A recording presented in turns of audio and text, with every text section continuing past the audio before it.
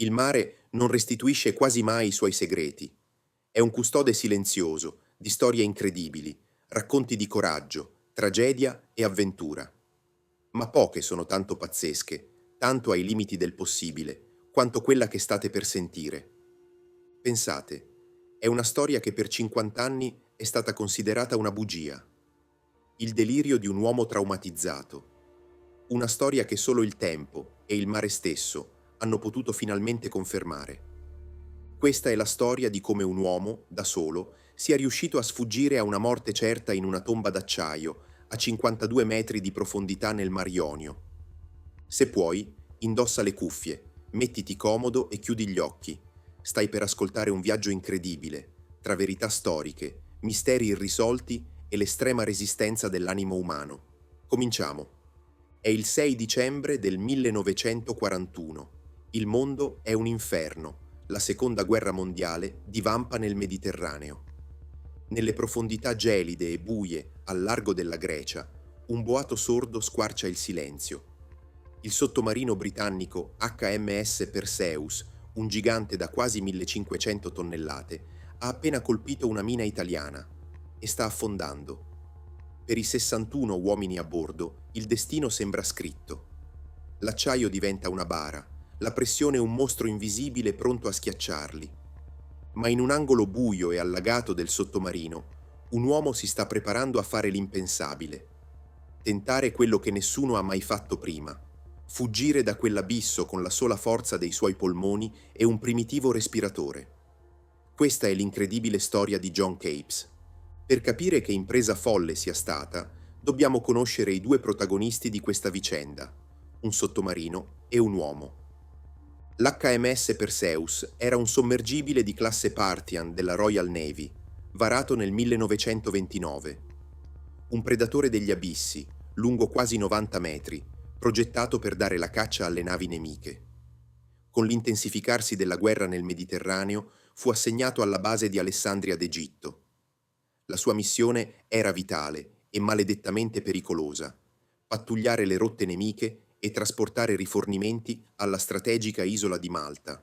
Al comando c'era il tenente comandante Edward Nicolai, un ufficiale decorato, uno tosto, che si era guadagnato il prestigioso Distinguished Service Order per aver affondato due navi italiane. L'equipaggio era composto da uomini esperti, gente temprata dalla dura vita sottomarina, e la guerra sottomarina era uno dei teatri più letali del conflitto. Le statistiche erano da incubo. Si calcola che 2/5 dei sottomarini britannici entrati nel Mediterraneo non ne siano mai più usciti. E poi c'era lui, John Capes. A 31 anni non faceva nemmeno parte dell'equipaggio del Perseus. Era un fuochista, un motorista, imbarcato su un altro sommergibile, l'HMS Thrasher. La sua presenza lì era puramente casuale. Era un passeggero. Era stato richiamato a Malta per questioni legali e ora stava semplicemente cercando un passaggio per tornare alla sua unità ad Alessandria. Questa casualità, il fatto di essere un ospite, fu forse il primo anello della catena di eventi che gli avrebbe salvato la vita. Senza una sua cuccetta, gli fu dato un materasso su un portello vuoto per i siluri, nel compartimento di poppa. Una sistemazione scomoda e isolata che però si sarebbe rivelata la sua unica, remota possibilità di sopravvivenza. Il 26 novembre del 1941 l'HMS Perseus lascia Malta. Rotta verso Alessandria, con ordine di pattugliare le acque a est della Grecia. I giorni a bordo erano una routine claustrofobica. Tensione, noia, odore di diesel e metallo. Lo spazio era angusto, l'aria pesante. Eppure, lì sotto si creava una fratellanza unica, forgiata dalla condivisione di un pericolo costante. La sera del 6 dicembre, il Perseus naviga in superficie al largo dell'isola di Cefalonia. Sono circa le 10 di sera. Nel suo compartimento a poppa, John si sta rilassando. Secondo il suo racconto, aveva trovato una bottiglia di rum e ne stava bevendo un sorso con alcuni compagni. Un piccolo lusso per scaldarsi. Poi l'inferno. Un'esplosione violenta, assordante, scuote il sottomarino dalle fondamenta, una mina navale italiana. L'impatto apre una falla enorme vicino alla prua. L'acqua gelida del Mar Ionio si riversa dentro con una furia cieca. Le luci saltano, piomba un'oscurità totale e terrificante. John viene sbalzato dal suo giaciglio. Il sottomarino, appesantito dall'acqua, precipita di prua. Una discesa mortale. In pochi istanti si schianta sul fondale a 52 metri di profondità. Per la maggior parte dei 61 uomini a bordo, la morte è istantanea. Annegati, schiacciati, uccisi dall'esplosione. Ma nel compartimento di poppa, miracolosamente, si è formata una sacca d'aria. John, scosso e confuso, è vivo. Accende una torcia. La scena è da incubo. Vede i corpi dei suoi compagni. Ma poi, nella luce debole, un movimento. Ci sono altri 3 uomini, gravemente feriti, ma vivi. Sono in trappola. Prigionieri in una bara d'acciaio sul fondo del mare, con l'aria che diventa ogni secondo più tossica. La speranza è una fiammella che sta per spegnersi. Ma John non è tipo da arrendersi. In quel momento, nell'oscurità e nella disperazione, prende una decisione che sfida ogni logica. Tenterà di fuggire. Storie come quella di John Capes ci mostrano la forza incredibile dello spirito umano. Se queste avventure di coraggio e sopravvivenza ti appassionano, iscriviti al canale e attiva la campanella, così non ti perderai le prossime.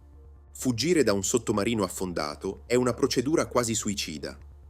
La chiave per la sopravvivenza di John era un dispositivo tanto geniale quanto terrificante da usare: il Davis Submerged Escape Apparatus, o DSEA. In pratica era un primitivo rebreather, un sacco di gomma sul petto con una cartuccia per assorbire l'anidride carbonica e una piccola bombola di ossigeno. Aveva un boccaglio, una pinza per il naso e degli occhialini. Questo aggeggio non solo ti dava ossigeno, ma poteva essere gonfiato per aiutarti a risalire. L'addestramento si faceva in piscina, in condizioni perfette. Usarlo nel panico, al buio, da un relitto a 52 metri di profondità. Beh, quella è un'altra storia. A quella profondità la pressione è 6 volte superiore a quella in superficie. Risalire troppo in fretta significa morte certa per embolia. L'aria nei polmoni si espande fino a farli scoppiare. John conosceva i rischi. Con una lucidità impressionante, prepara la fuga. Il piano è usare il portello di fuga nel compartimento macchine. Per prima cosa, aiuta i 3 compagni feriti a indossare i loro DSEA. Poi indossa il suo. Il passo successivo è il più terrificante di tutti: allagare deliberatamente l'ultimo spazio sicuro. Provate a immaginarlo. L'acqua gelida che sale, riempiendo l'ultimo rifugio. Il rumore metallico dello scafo che geme sotto la pressione. Il respiro affannoso degli uomini nel buio. John apre le valvole.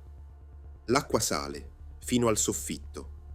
Solo quando la pressione interna eguaglia quella esterna, il pesante portello di fuga può essere aperto. Con uno sforzo immane, John lo apre. Uno a uno, spinge fuori i suoi 3 compagni, affidandoli al buio e alla speranza. Poi fa un respiro profondo e si lancia nel nero liquido del Mar Ionio. La risalita è un incubo, 52 metri, bisogna salire piano, espirando sempre per compensare la pressione. Ma l'istinto ti urla di trattenere il fiato, di scappare verso la superficie. John sente un dolore lancinante al petto, i polmoni che sembrano esplodere, ma continua a espirare, lottando contro il panico e il dolore. Dopo un'eternità, finalmente, squarcia la superficie del mare. È vivo, è libero. Ma intorno a lui, solo buio e silenzio. Dei suoi 3 compagni, nessuna traccia. Probabilmente, a causa delle ferite o del panico, non ce l'hanno fatta. John Capes era, ufficialmente, l'unico sopravvissuto dell'HMS Perseus. Essere riemerso dall'abisso era solo l'inizio. John era solo, di notte, in un mare gelido, ferito, esausto, traumatizzato. Ma in lontananza, il profilo scuro di un'isola, Cefalonia. Sapeva che era occupata dagli italiani, i nemici, ma era la sua unica speranza. Con una volontà di ferro, inizia a nuotare. Per ore, lotta contro le onde e il freddo. Nuota per circa 8 chilometri, una distanza disumana in quelle condizioni. Alla fine, sviene per la fatica e le onde lo trascinano a riva. La mattina dopo, lo trovano dei pescatori del villaggio di Mavrata e quegli abitanti, rischiando la propria vita, non lo consegnano, lo curano e lo nascondono. Per i successivi 18 mesi, John Capes vive come un fantasma, nascosto dagli abitanti di Cefalonia, spostato da un rifugio all'altro per sfuggire alle pattuglie. La sua storia era così incredibile che persino i suoi salvatori faticavano a crederci. Un uomo fuggito dal fondo del mare. Sembrava una favola. Finalmente, dopo 1 anno e mezzo, la resistenza greca organizza la sua fuga. Lo imbarcano su un caicco, una barca da pesca, che lo porta clandestinamente fino a Smirne, in Turchia. Da lì può finalmente contattare il consolato britannico e tornare ad Alessandria d'Egitto, il porto che avrebbe dovuto raggiungere quasi 2 anni prima. Il suo ritorno è uno shock. Un uomo tornato dai morti. Racconta la sua storia alla Royal Navy, la mina, l'affondamento, la fuga da 52 metri. Ma la sua versione viene accolta con enorme scetticismo. Fuggire da quella profondità era considerato all'epoca impossibile. Molti lo accusarono di essere un bugiardo, un disertore che si era inventato tutto. Nonostante i dubbi, gli viene comunque conferita la British Empire Medal per il suo coraggio. Ma l'ombra del sospetto lo avrebbe perseguitato per tutta la vita. Voi cosa ne pensate? Se foste stati al posto degli ufficiali della Royal Navy, ci avreste creduto alla storia di John Capes? Fatemelo sapere nei commenti. È affascinante vedere come a volte la realtà superi di gran lunga quello che consideriamo possibile. John Capes sopravvisse alla guerra, ma la sua storia rimase sospesa in un limbo tra eroismo e bugia. Morì nel 1985, con la frustrazione di non essere stato creduto fino in fondo. Per decenni, la tragedia dell'HMS Perseus è rimasta solo una delle tante storie di guerra, con un unico, controverso, sopravvissuto. Ma la verità, a volte, ha solo bisogno di tempo per tornare a galla. Nel 1997, più di 50 anni dopo, un team di sommozzatori greci guidato dal cacciatore di relitti Kostas Toktarides localizza il Perseus. Il sottomarino giace proprio dove John Capes aveva detto, su un fondale sabbioso a 52 metri, inclinato su un fianco. L'ispezione del relitto è la rivincita postuma di John Capes. Ogni singolo dettaglio del suo racconto trova una conferma sbalorditiva. I sub trovano la falla sulla prua, prova dell'impatto con la mina. Vicino al relitto trovano anche l'ancora di una mina italiana. Ma la prova regina è a poppa. Il portello di fuga è aperto, proprio come John Capes aveva descritto.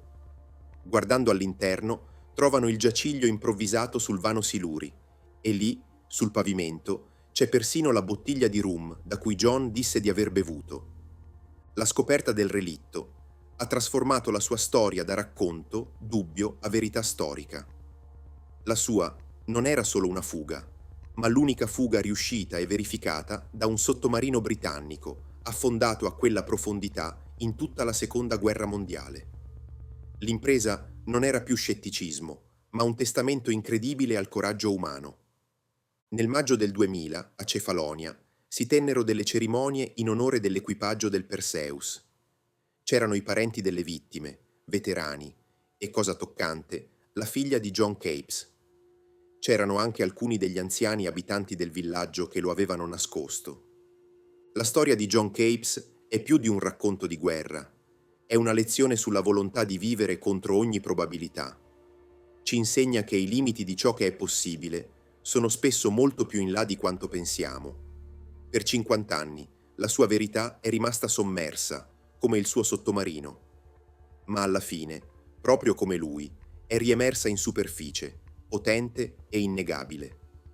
L'HMS Perseus riposa ancora oggi in quel punto del Mar Ionio, un sacrario silenzioso per i 60 uomini che persero la vita.